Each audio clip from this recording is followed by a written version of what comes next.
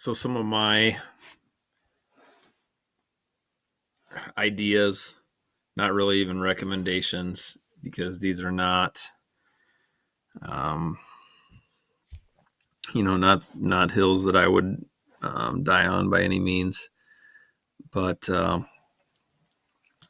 ideas I have are that maybe at the introductory levels we keep a lot of or most of the gameplay in house. Um, Everybody would practice together. Everybody runs the same plays, same formations. Everybody lines up the same on defense. Everybody's getting the same coaching from the same coaches. The gameplay would be somewhat intramural, um, and people would be able to be matched up each week according to maybe their talent level. And then same with practice. I do have some ideas on how we could do that if we were to go to that route.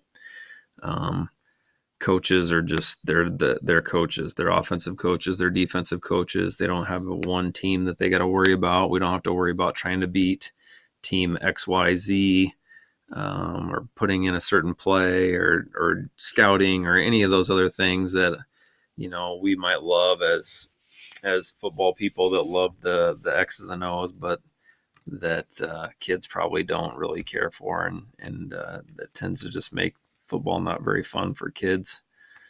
They just want to play, and we really ultimately we just want them to learn the skills of the game. We want them to have knowledge of the game and be able to execute those fundamentals, and then develop, as competitors and as athletes. So, just one idea there.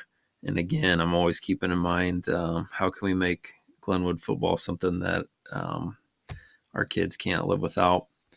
Um, I think where most people are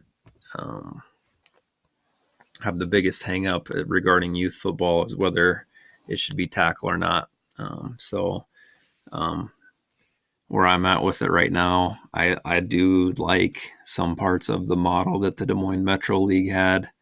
I like the idea of at least somewhere along the way having that soft helmet and playing flag football, and then progressing to padded flag football, whether that would be 2 years, maybe that fourth grade year is intramural style, and fifth grade you travel around against and play at other towns. Maybe it's not. And then sixth grade again, maybe it's another modified non-contact game. Maybe it's the 8-player rookie tackle. Maybe it's full 11-player. And so those are some things that I would like your input on. That's why I've got the survey attached to your email. And at the end of this, I'd like you to fill that out. Maybe just one quick thing is our youth football position statement. And this is from the Football Coaches Association Board of Directors. And it just kind of goes through what we're going to call a blue ribbon school. I think this will probably be a thing that gets approved by the Athletic Association. I feel like it's coming down the pike kind of inevitably. And a lot of these things, we just be getting out ahead of them and implementing them before they were required. That's just my opinion. So they'd have some different guidelines for practice, preseason, and whatnot. A couple big ones, in my opinion. We feel as a Football Coaches Association that youth football leagues should be viewed as developmental leagues and not championship leagues. We think all leagues should commit to having a modified game to serve as a bridge between your introductory game, your flag football game, and then the 11-on-11 game. And so that's what I invite you guys to think about that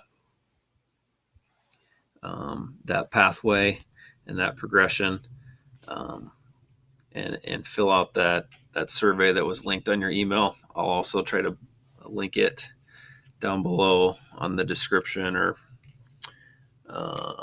comment section below this on YouTube, at least for a little while. I appreciate your time. I appreciate you, all that you guys do to support our community and me and our programs. Again, very thankful for Little Rams football and all the coaches that have poured into that and continue to pour into that. So thank you again. Go Rams.